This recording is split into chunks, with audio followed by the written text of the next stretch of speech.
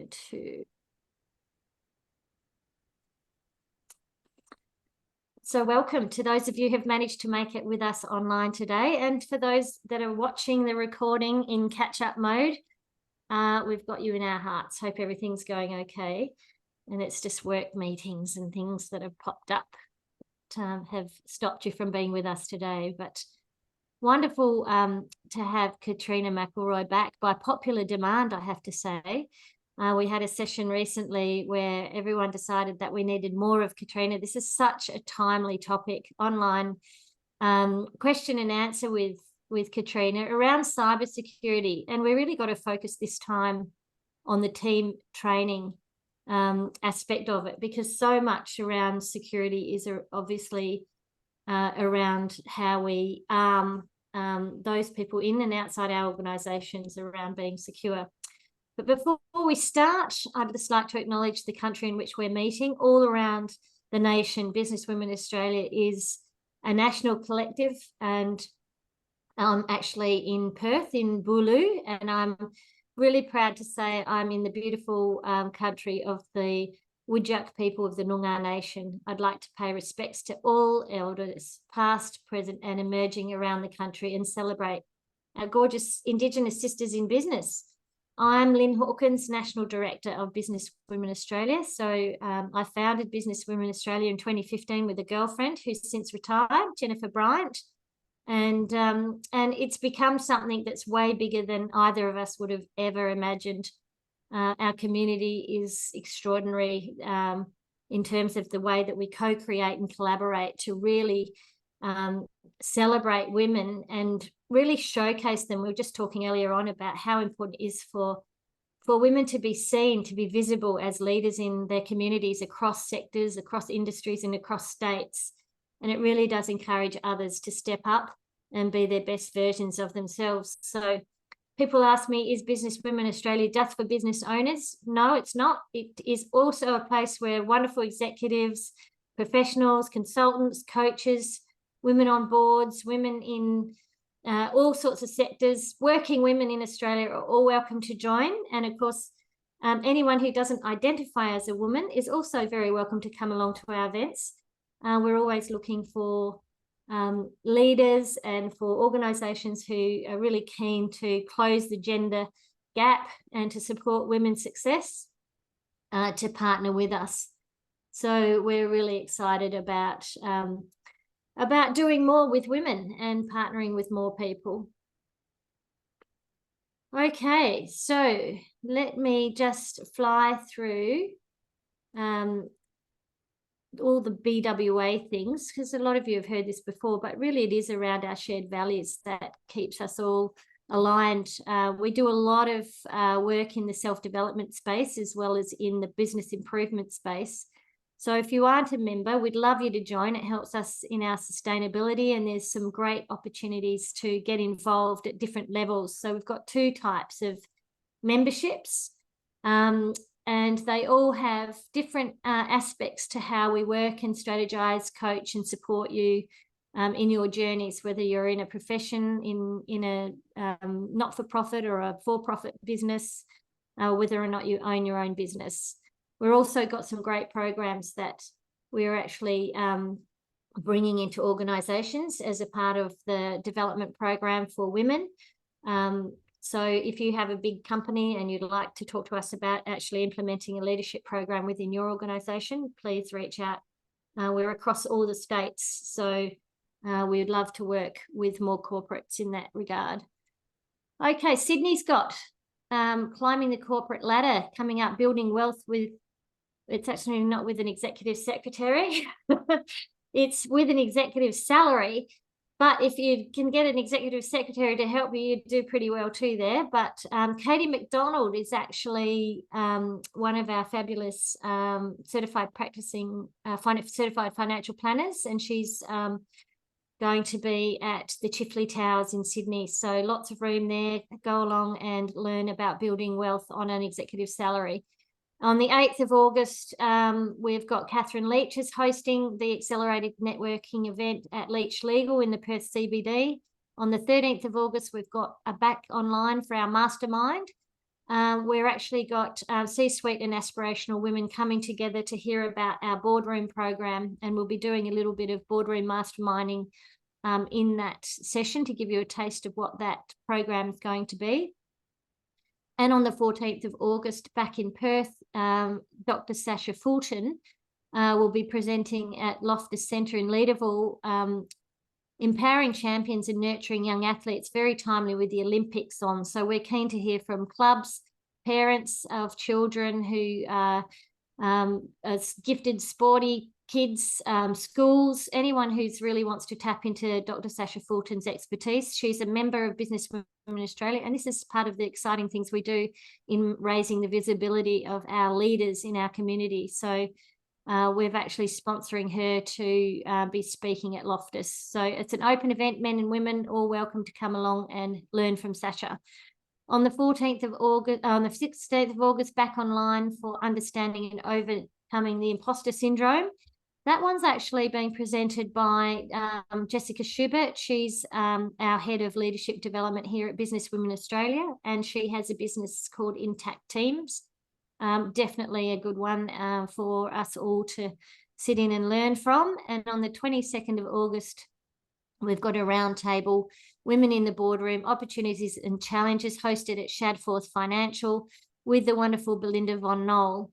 The 10th of September, back online with investment strategies, a Q&A there again with CaIT. So for those of you who are not in Sydney, I would absolutely encourage you all to join that. CaIT's got some great insights as a certified financial planner for so many years. Really important to learn these things. Women's literacy is something close to my heart, and I urge you all, it's never too late.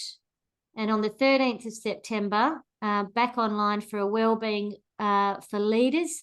I believe that's with Julie Fox from Pink Health. We have just announced a partnership with our Pink Health, the clinical psychology team, for employee assistance programs designed particularly for women. So if you're interested in an employee assistance, and I with Julie Fox, and we talk support women through digital psych support to ensure that they are well, healthy, and their best versions of themselves from a wellbeing and mental health point of view. So follow and connect. We're on every channel. So if you can't find us, let me know, because we are everywhere. Now, back by popular demand, Caitriona is one of our favourite presenters, and she's had over 20 years experience in IT. I know she doesn't look that old. I mean, she must have been talking about IT when she was in her nappies. She's a founder and director of, now I want to say CaIT Cyber Safe Proprietary Limited, because that's the beginning of your name, but it's CAIT, right? It is, because when I founded the business, it was like cyber awareness and IT merged together, and it just happened to be the first four letters of my name. But CaIT IT, CaIT Cyber, whatever. I love it. I mean, who I am. Really, but it's a part of your name. See, there you go. You were born with cybersecurity in your DNA. But what we've just been chatting about is that it's, you know, things have really, really happened through sheer hard work and a real focus for Caitriona. She's done her master's in cybersecurity. She's talking. Have you started your PhD? Just about to start it, yeah. Just about to start a PhD. She puts the hard work into it. She's got a background in IT and in managing IT companies. She's won numerous awards. I was asking how many awards, and she's lost count, you know, and she's recently been nominated for the Australian Women in Cybersecurity. Or have you won it? No, I've just been nominated. I just found out last weekend that I got nominated. That's amazing. I reckon you're in for the running for the most innovative educator in cybersecurity. But you were saying the one that you're most proud of is your WA Women in IT. Yeah, well, and I think also their motto is, if you can see her, you can be her. And I live and breathe that. So I think that's the one that I cherish the most. Extraordinary. So look, thank you for being so visible. Thank you for being one of those tall poppies that we love. And that's actually really raising awareness around something that's so important. So tell us, what are the things that we need to be navigating, and how can we set up our teams for success so that we are secure and looking after our organisations? Yeah, well, I've prepared a few slides to try and navigate us through this, but I like starting by saying, first of all, you're very welcome, and thank you for giving up a little bit of your time to share with me on this topic, because let's face it, it's not a very sexy topic when it comes to cybersecurity, and a lot of people fear it. So a lot of people do put it in the too hard basket. So just even to turn up this morning, that's a massive kudos to you, that you understand that it is important and you want to learn more about it. So one of the things that I am very passionate about, and if you listen to anything that I do or anything that I talk about, I firmly believe that it's a life skill, and I believe that we all need to learn this life skill. And because I'm preparing for the PhD, a journey that I'm about to embark on, I'm doing it in the human factors in cyber. And I started thinking about all the safety skills that we've had to learn during life to keep ourselves just safe in life. And I think about learning to drive a car, you have to learn how to navigate that car safely. But for me, one of the new skills that I learned coming to Australia was I bought a property 7 years ago, and the property came with a swimming pool. Now, growing up in Ireland, I definitely didn't have a swimming pool in my back garden. So I had to learn how to look after that pool safely. And I remember the local council coming out about a year after we'd moved in and wanted me to change some safety things. And I got pretty mad about it, going, I've only bought the house and now they're looking me to spend more money fixing safety issues around the pool. And I did it, obviously. But it really hit home to me 2 years ago when I met this lady from the UK, who's also a business owner, very well. A lot of people know her in the space, but she was telling me that her family came over from the UK a number of years ago, and her niece drowned in her swimming pool. And hearing her story made me, from that day, I have taken my pool safety so serious. And if there's kids about, I make sure that the gates are closed. I do everything to protect the swimming pool now. And that's what, to me, cyber safety is about. It's helping people not fall for, these scammers and these hackers, because when it does happen, it's devastating and it can be life-changing. People can lose their life savings. Businesses can go out of business. There's a scary statistic that small businesses that suffer a cyber incident will go out of business in the first 6 months after it, because it's sometimes too hard to recover. So that's my motivation for it. And this is some of the other safety things in our life. So I think we just need to reframe cybersecurity from it not being scary, but it being an essential life skill to keep us all safe. So what is actually going on? And Lynn, you talked about it, the CrowdStrike, and we've had Medibank and Optus. But if we look at what's happening in the world, and I seen this at a conference towards the end of last year, and just puts it into perspective. Cybercrime, if it was an economy, it would be the world's third largest economy to date at the moment. So US and China, number one and number two. But we know across the world, it is increasing every year by 15%. And in Australia, it's 14%. It has been for the last 4 years, going between 13 and 14%, how much more it's costing our economy to the losses of cybercrime. So they're predicting, with it continuing to grow by this 14-15%, by 2025, which is just next year, it's going to overtake the US and China of how much money. So that just shows it's not going away. In actual fact, it's actually going to increase. The cyber criminals know it's very lucrative. And this is why we're seeing some of these big breaches. And this is a little bit of an infographic that I like to share because it just puts it into perspective, the types of breaches that are happening. So this is some of the world's largest data breaches up to, I think it was the start of this year, June 2024. Now have a quick look at it. There's lots of companies on this that we know and that we use in our personal lives and our business. Facebook is there multiple times. Microsoft, are there multiple times. Twitter, you know, a lot of us use Twitter. There's just so many companies that continue to have these data breaches. And in Australia, we know about the big ones, but this year, this is up till May this year. This is some of the big ones that has been happening this year in Australia.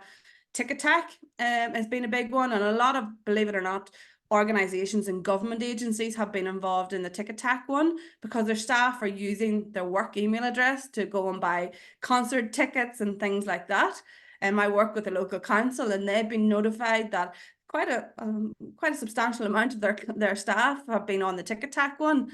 And all these data breaches, they're just giving cyber criminals more and more and more information about us, how we operate, how we live, and you know, what kind of passwords we use. The scary one that, and I'm not sure if many people are aware of it, but it's been talked about a good bit now, was the MediSecure. And it happened in May. MediSecure was the prescription services here in Australia, and then the government was in the process of moving over to another vendor for the prescription services. But anybody that has had a medical prescription up until October 2023, so last October, your details have been part of this breach. So what kind of medication you have, your Medicare number, your address, phone number, date of birth, all your information that you give your medical profession, it's been part of this breach. Now you think about high profile people within businesses, this is giving cyber criminals an insight into their life.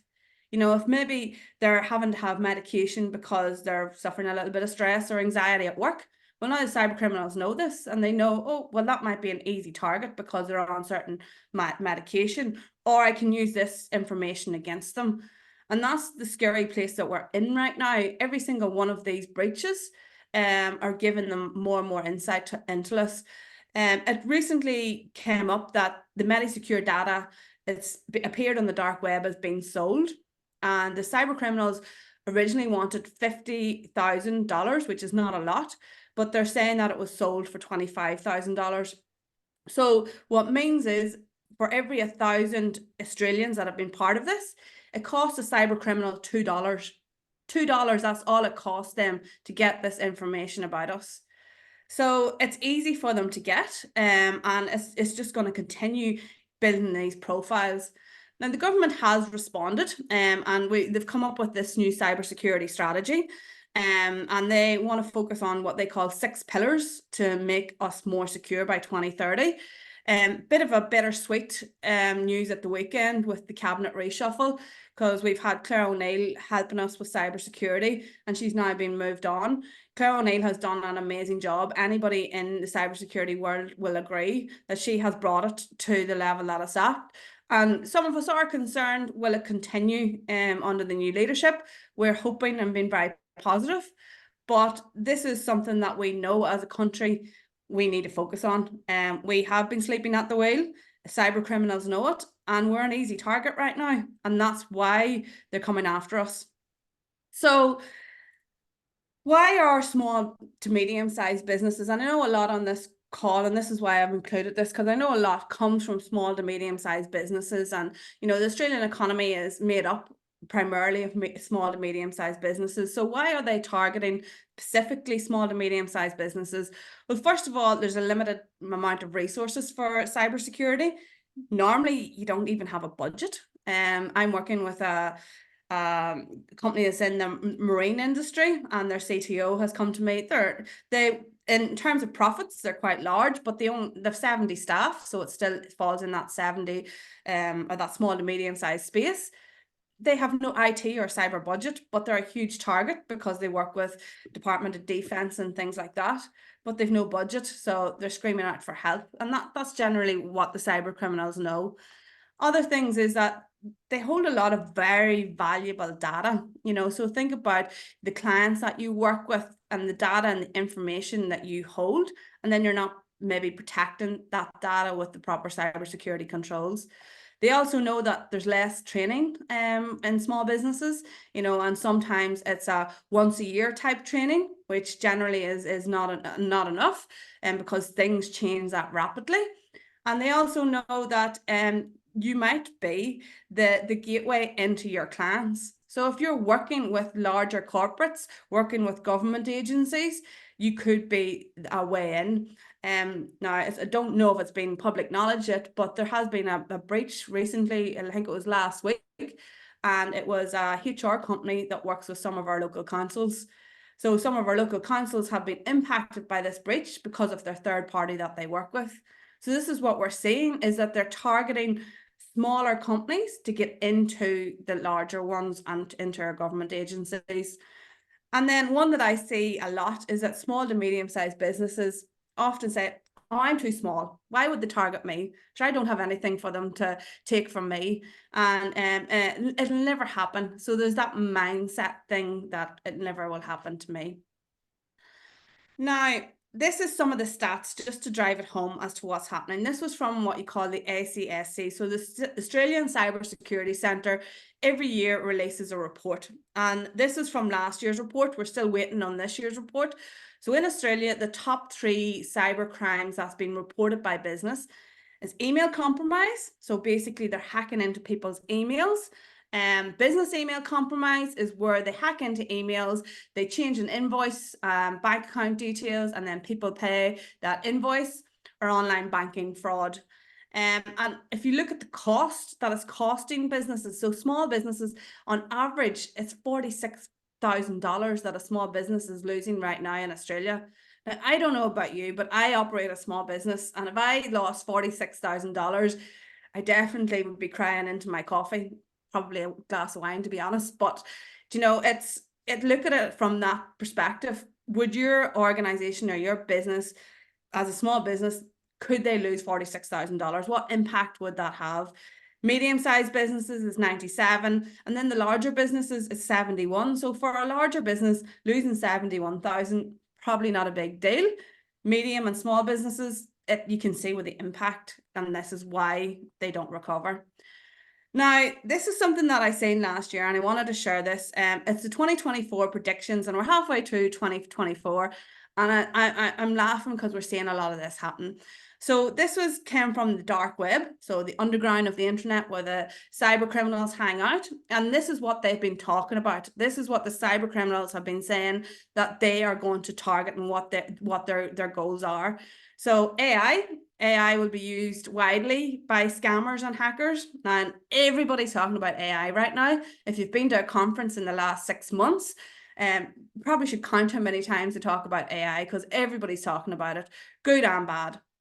Other things, and this is one that I have to laugh, that leaked nudes will be trending on the dark web. Now, you might be sitting thinking, nah, that's not relevant to me. But people do share nudes of themselves. You could be in a loving relationship and you're away on a business trip, and you know, you decide, oh, I'll share a quick photo with my other half. And if your phone gets compromised, well, that nude could be on the dark web, and that could be used against you. So you just have to think, this is what they know, and this is the types of things that they're targeting. We also know the number of amateur hackers is growing, and that's because it's actually not very technical to do what they do. A lot of them, it's to do with social engineering and tricking you into giving them the information. So in third world countries, it's become a real lucrative career for them. A lot of them will sit in a call center, will read off a script and try and convince you to do things. Now, I co-host a podcast, and myself and one of the other hosts, Ben, we've been sort of laughing at one of these scammers, and it's clear what they're doing. So I actually see Mari on the call, and Mari, I sent you a message about this. They'd set up a fake profile about Mari on Facebook. They copied her Facebook profile, and they stupidly messaged me. And I reached out to Mari going, I don't think this is you. And they're doing this quite widely. So they copy your profile, and then they try to convince you. And I think it was they were selling cryptocurrency or something like that. But I've been in conversation with them ever since, Mari, and they've admitted to me that they're a scammer, and they're saying that they're very poor and they have no money, and this is why they're doing it. Now, my co-host Ben has happened to his friend, and he is having the exact same conversation, and we are matching each other's messages, and they're just using a script, you know. So this is why it's become such a big issue. Now, before we go into breakout rooms and then we'll finish off with how to keep yourself safe, I wanted to share a quick video, and it's going to be only 2 minutes long, but I came across this and I think it describes exactly what the future looks like and what we're in for. So I just thought it was better to share this. Let me know that sound is working. It should be okay because I've just tested it, but if not, just let me know, Leanne or Lynn. Just as we're starting to cotton on to scams like this... For more than a week, your package has been at our depot.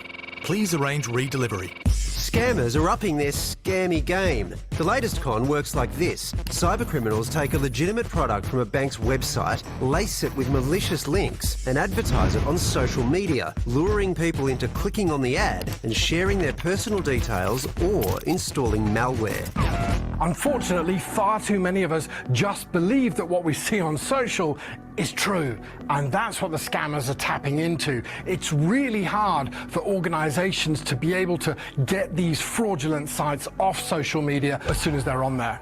And the scammers aren't stopping there. This is an AI-generated deepfake of Commonwealth Bank Chief Exec Matt Coman. You invest in gold banks, stocks, funds. Fake Matt is encouraging scrollers to get in touch and get rich with investments in crypto. The platform will automatically generate profits. Corporates, businesses, government, even spy agencies are trying to thwart the threat of deepfake technology. The latest deepfake's getting smarter. And they're getting harder to spot. I mean, this turkey thinks he's Darcy Moore.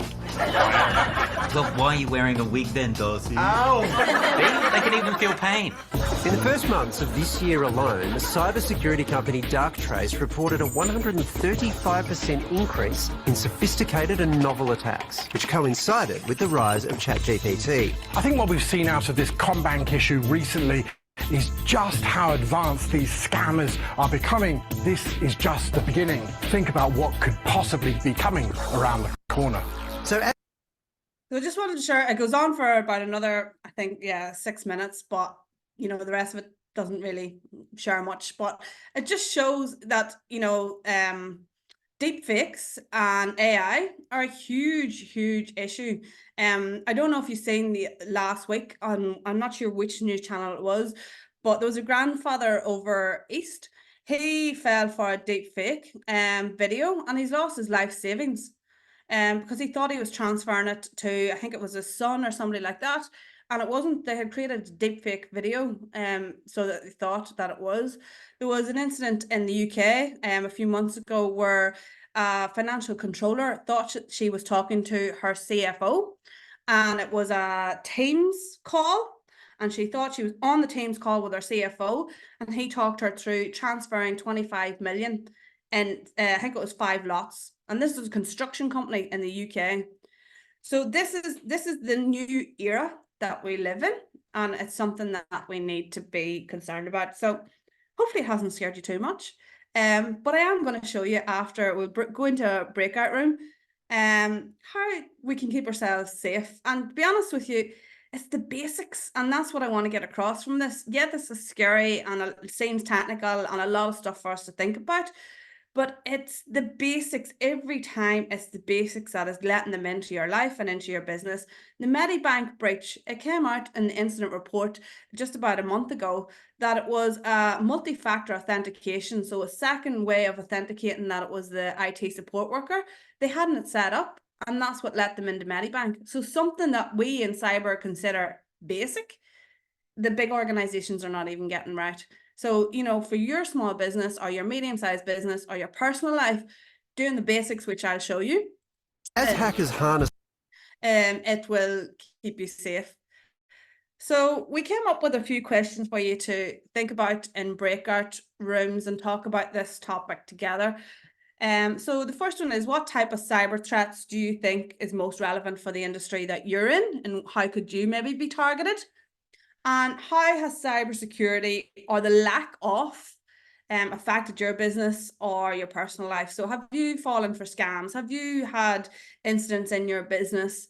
And, you know, Scam Watch Week is coming up at the end of August. And the theme this year is Stop a Scam, Tell a Story. And, you know, telling stories about how you're falling for scams, how your business is, that's what's going to help keep us safe. So Leanne, do you want to put us into breakout rooms? Yeah, I'm going to be setting up breakout rooms. So you'll have 3 to 4 people in each, and you've got 10 minutes. Do we need 10 or do we need 8? 10 should be fine. 10? Yeah, no, that's fine. Okay.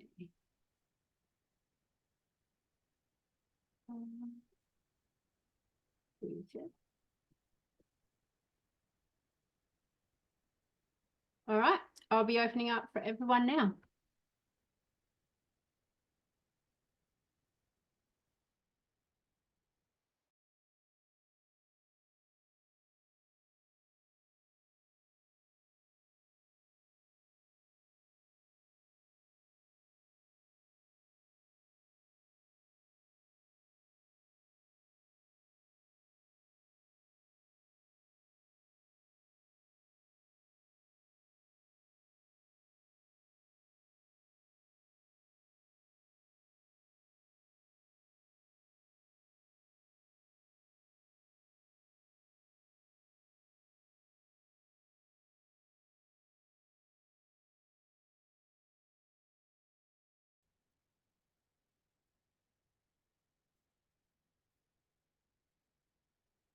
Is everybody back in now, Leanne? Pretty sure everyone's here. Cool. Okay, so I don't know about you, but we had great discussions in our breakout room, and for me, it's a lot of people have the same questions, and one thing that we talked about is this overwhelm of, you know, how do we do our jobs without, you know, suspecting everything as being suspicious. Because that's what can happen. That fear factor can come in and go, well, I don't trust that. And I was just saying, and just before this call, it was your VA sent me an email with a file, and I didn't know the VA, and I was like, will I open that? Will I not? And I went through my you know, process of analysing what's safe and what's not.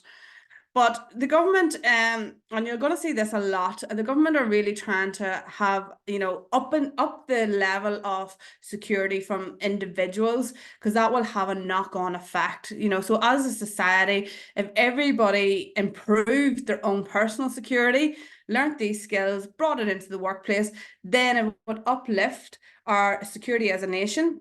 And it would say to the cyber criminals, no, our walls are up, go away, piss off, try somewhere else, you know. And that's what we need to do. We need to, as a collective, as a community, as a country, everybody needs to take responsibility for this. It's not the big organizations. Yes, they have a role to play, but it's down to the individual level as well.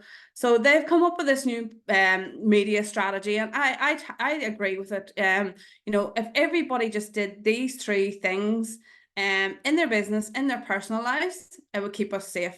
Now, obviously, if you've got a larger business, it's much more than just these 3 things, but this is a great starting point.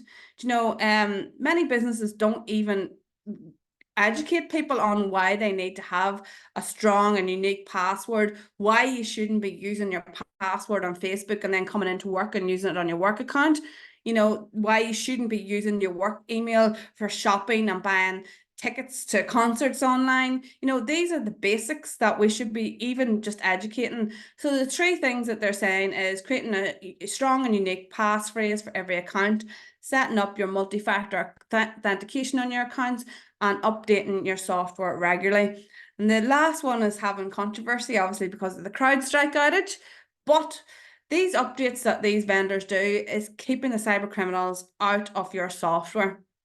So when it comes to passwords, now this is a method that a lot of us has used in the past. Now, and when we do what you call password audits for organizations, about 80% of people create their passwords this way. It's because if you've been using, and I'm say that most of us on this call has been using technology for 10, 15 years. Lynn, I'm looking at your face to say, yeah. But cyber criminals know that this is how we have over time created our passwords. We have created a word, put a few numbers, maybe the year of our birth, maybe the year that we have you know, set up the password in, and a special character. And that's because technology has forced us into doing that over time. You know, you probably remember when it was only 8 characters long, and then all of a sudden, oh, you need 12 characters. Now it's 16 characters. So the cyber criminals know that. They also know that, you know, that this is how we create our passwords. And about 2 weeks ago, there was this, it was called the Rock You file, appeared up on the dark web. So one cyber criminal has gone and collected everybody's password that has ever been part of a data breach, added it to a text file in plain text. So if you've been part of a data breach in the last 10 years, your password's on this list. So they've just made it easier for them to get your passwords. So as an industry, we are saying you need to move to things such as a passphrase, which is a sentence. It's got length, it's got complexity, and it's easier for you to remember. Now, one step more, you should be using a password manager. Now, if you're in business, this will, believe it or not, make your life much easier. I resisted doing this a number of years ago, thinking it wasn't safe, but I've done my research and they are safe. One that I use a lot now is called Keeper. There's 1Password or there's LastPass. The best thing about these is when you start using them, this one in particular, Keeper, it has what you call a breach watch. So it will actually tell you if your password's been breached and if it's on the dark web, so you can change it. So you don't have to change all your passwords, just that one particular password. It'll also do a security audit on your passwords and tell you which ones are not strong enough or which ones you need to change. And you only need the 1Password to get into it, and it manages the rest. So if you aren't using a password manager, please do me a favor and have a think about it. It's such an easy thing. Quick question there, Caitriona. As an organisation, can all the staff use the one account for Keeper and use it across that? Yeah, so you'll have, same as any subscription, you'll have multiple accounts. So if you're a business, the one thing that I like about Keeper is if you buy a business license, so your staff then gets 5 free licenses to use in their personal life. So this is something that one of my mining clients has done. They've bought licenses for Keeper for the business, but all their staff now has 5 free licenses that their family can use. So everybody wanted to learn how to use it, so their family could learn how to use it as well. So it's pretty clever strategy. And that was my next question, is that, you know, you can do all the lockdowns in your business and with everyone working from home, and then all the kids on the same Wi-Fi, and it's just like talking about little back roads in. Yeah. And if you do this and say you've got staff, and no Keeper in particular, if the staff member leaves, it converts into a free account so that they don't lose all their passwords that they've set up. So it's pretty, I like it as a tool. I think it's really, I'm using it now as well as LastPass. But I like the fact that it tells you if your password's been on a breach, because unless you've seen it on the news, how else are you to know? Because there's breaches happening all the time. Caitriona, can I ask a question with that too? Sorry. With the 2-factor authentication, in most cases it goes to an app on someone's phone. And so, for example, we have a marketing email that 5 of us are on. But when we need to use the 2-factor authentication, it goes to one person's phone. If it's their day off or they're not in the office, like how does that work in that? Like, how do you get past the 2-factor authentication going to an authenticator app on a mobile? Yeah, I'll maybe take that one at the end, Anne, because I just want to make sure we cover the. Sure. But I know exactly what you mean, but there is ways around it, but I'll take that one at the end for you, Anne. Very interested in that one too. So yeah. Oh, okay. Yeah, you're having that issue. Well, I'll actually answer it now then. So you're saying you have a shared mailbox for marketing, and when you do the multi-factor authentication, somebody's off and they don't have the code, and that is a challenge. Now, what some organizations do to get around it is having a different way of authenticating. So there's different types of authenticators out there. So you can, like, one that's just come out, it's called Silverfort, that some of my clients are using. So, and it doesn't, and like if you are logging into that account, it shouldn't ask you to authenticate every time you log in. So if it is, like, it depends where your emails are hosted. So if it's an Office 365 account, once you do that multi-factor authentication for the first time, it shouldn't ask you to do it again. So unless I'd have to find out, Anne, what way your emails are set up. But that could be what the issue is. It's maybe there's a setting there to keep the authentication for 30 days. But you shouldn't have to do it every day. So like, for instance, I have shared mailboxes and they're set up with my accounts, and somebody else, my VA, has my shared mailbox. It's only probably once every 30 days that she needs that code from me. Does that make sense? It does, but it definitely, there are certain sites that we have that it is every time. I mean, Okay. Xero is one, but Xero is not the marketing team. But every time I access Xero, I need to put in an authenticator code. But it is more around our, I'm just going through it. It's just at certain sites, you know. Yeah, but like, for instance, Xero is a good example, but really and truly you should be having multiple accounts for Xero, because you know, if the same person's logging in, then you don't know who's doing what in your Xero file. So, you know, if you should have two people, so I know it shouldn't do it with email. If it's your social media, it's the same thing. Yeah, this is more accounts. Anyway, that's okay. We can talk about it at the end. Yeah. So as I said, multi-factor authentication, it can be a combination of these things. Most people do prefer to use it through an authenticator app, such as Google Authenticator or Microsoft Authenticator. The reason being is now that we've had all these data breaches in Australia, there's been a huge increase in what you call SIM swapping. So the cyber criminals can call up the telecommunications company, whoever you're with, and convince them that it's you because they have your 100 points of ID, and get them to move your mobile number onto a new SIM. So if you're using your text message as a way of authenticating that it's you, the second way, well, the cyber criminals can do that SIM swapping. And ID Care are a not-for-profit here in Australia that are helping people with data breaches, and they are seeing a huge increase in this SIM swapping. So setting it up with an authenticator app is definitely a better way of doing it, but there is new ways of doing that for business as well. There's new authentication methods coming up. The other thing is making sure that your automatic updates are set up, you know, on your Windows computers, on your mobile phones, so that your updates are always done. Now, for businesses, that's the three basic things, or for individuals, should I say. But if you're in a business, you need to be thinking about these, what we call 3 pillars of cybersecurity. So you've got your technology, your process, and your people.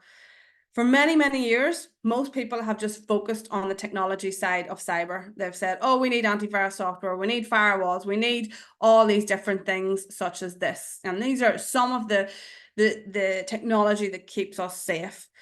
But people have neglected the processes, such as your HR and your finance. So what's your process for payments? You know, like as we talked about that in the legal, where the payment was made.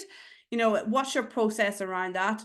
This is going to sound strange, but with the issues with deep fakes and not knowing whether they're real or not, people are going back to the basics and having a word that only you and your finance person knows. I actually do this with my husband because I manage our accounts, and from time to time he'll phone me up saying, transfer this into our accounts, I want to buy this, I want to do that. And I now have a word with him so that I know, okay, what's a special word? But again, this might be something that you need to think about, you know, so that people can verify that it's definitely you. Your business continuity and a disaster recovery plan. With the CrowdStrike outage last week, you know, it highlighted, you need to understand what are your crown jewels, what is important in your business, so that your business can continue to operate if you don't have your technology and your systems in place.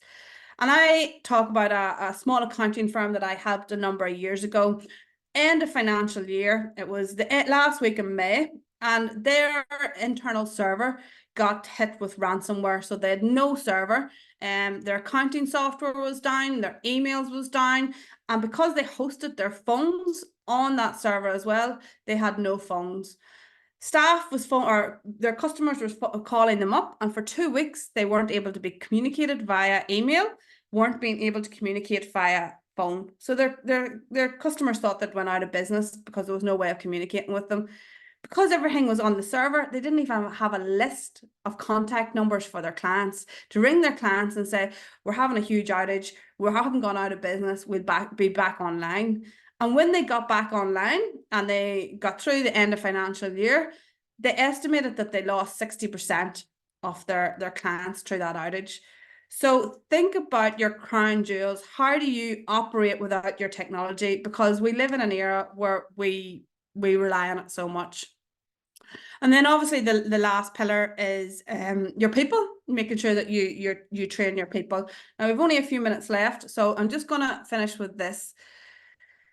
This is what the Australian government are saying that all organisations need to work towards as essential 8. Now, not every small business, this is going to be essential for you, but it's something for you to consider. Is some of these things, it can be a starting point in your business to work towards these essential 8 controls. And to get more help, I've talked about ID Care. ID Care is a fantastic not-for-profit in Australia. They've been given government funding, so if you feel that you've fallen for a scam or you've been financially impacted, they can actually give financial assistance and financial advice on how to recover. The Australian Cybersecurity Centre, Scam Watch and eSafety, the videos and the resources there are amazing, especially the eSafety for your kids, parents, grandparents, great number of resources. And I am working with a company called Business Foundations. They've been given a grant to run free workshops for small businesses. So I'm running cybersecurity essentials and an advanced cybersecurity. This one's a 2-hour one, the other one's a 3-hour, the advanced one. And if you're a small business with an ABN, you can attend these for free. I'm also working with the City of Subiaco, and Scam Watch Week is at the end of August. So we're running a Scams and Sushi for a Friday sundowner and to teach people about scams. So it's free to sign up for the first 100 people, I think it is.